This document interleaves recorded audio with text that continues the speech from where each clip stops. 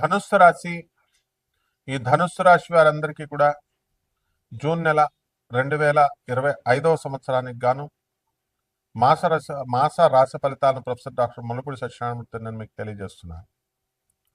ముందుగా ఈ ధనుస్సు రాశి వారందరికీ కూడా మనకి గ్రహస్థితిని మనం తీసుకున్నప్పుడు అద్భుతంగా ఉంది అని మనం చెప్పాలి.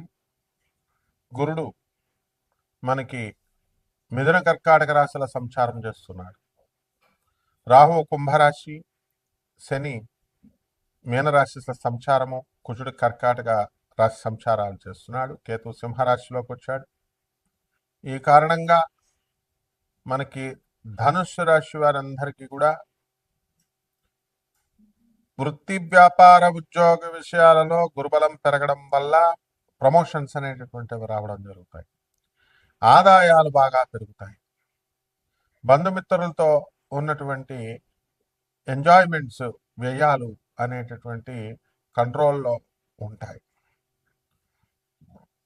పెద్దల యందు భక్తి, గురువుల యందు భక్తి, జ్ఞానార్జన ఇలాంటివన్నీ విషయాల్లో ఈ యొక్క ధనుస్సు రాశి వారు పనిచేయడం జరుగుతుంది.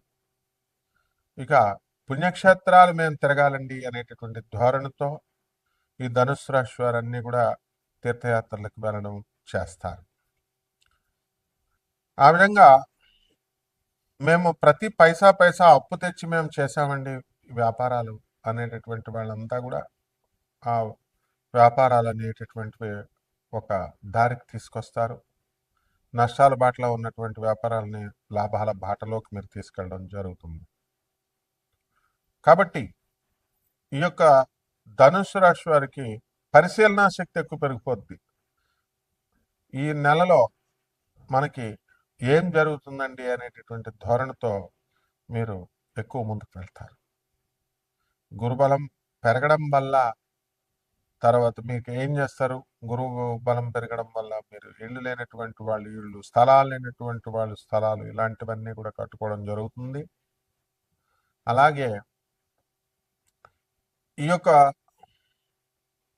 గురు జపం వల్ల మనము గురు యొక్క అనుగ్రహం వలన మనకి అన్ని పనులు కూడా ముందుకు వెళ్ళడం జరుగుతాయి.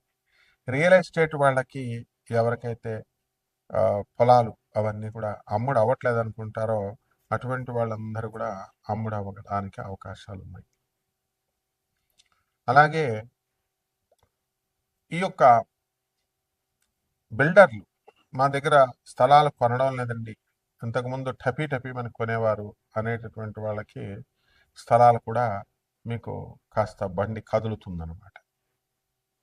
అందువలన క్రమశిక్షణాయుతమైనటువంటి జీవితం వల్ల మాత్రమే సక్సెస్ వస్తుంది అనేటటువంటి ధోరణి మీకు తెలుస్తుంది.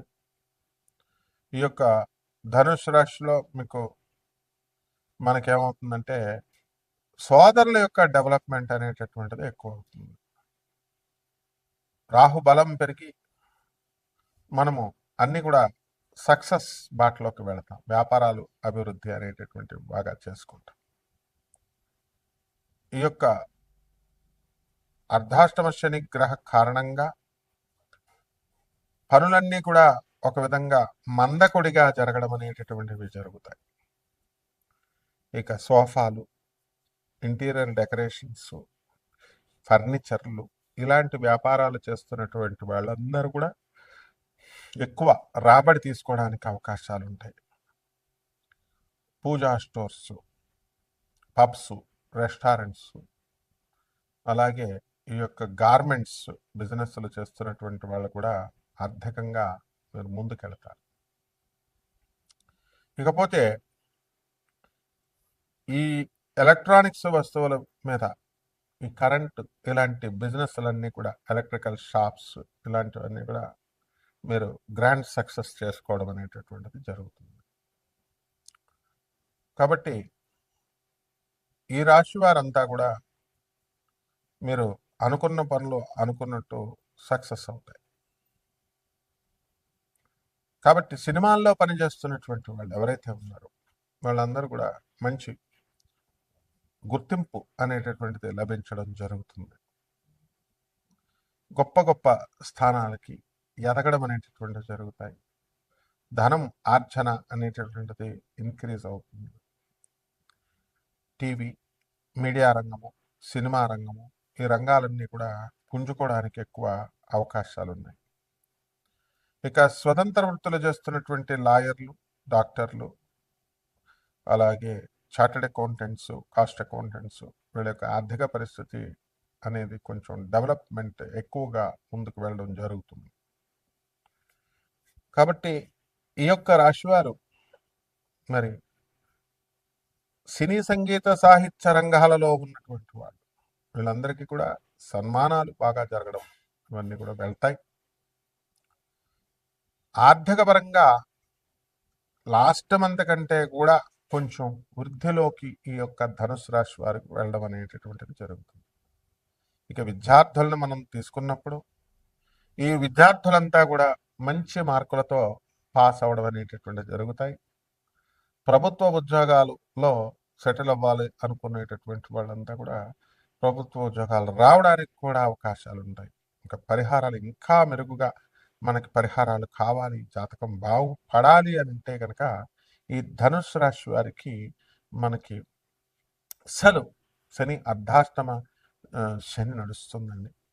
అందువలన శని జపం చేసుకోవాలా, శని స్తోత్రాలు చదువుకోవాలా, శనికి కిలోంపావు నల్ల నువ్వుల్ని నల్లని వస్త్రాలు ఇచ్చి పేద బ్రాహ్మణులకి శనివారం నాడు ఉదయం 8 గంటలకి దానం చేసుకోవాలి.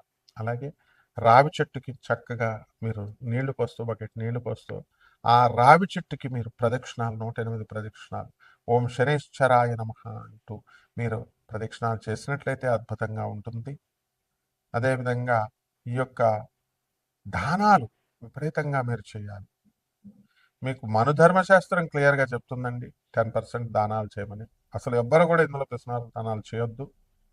పేదవారికి, అనాథ పిల్లలకి, ఆ తర్వాత ఈ యొక్క వృద్ధులకి, మీ తల్లిదండ్రులకి, గురువులకి, ఇలా అందరికీ కూడా దాన ధర్మాలు చేయాల్సినటువంటి అవసరం చాలా మీ తల్లిదండ్రుల పట్ల మీరు బాధ్యత తీసుకోవాల్సినటువంటి అవసరం, మీ గురువులను సత్కరించుకోవాల్సినటువంటి అవసరం, ఇలాంటివన్నీ కూడా చాలా జాగ్రత్తగా జరుగుతున్నాయి.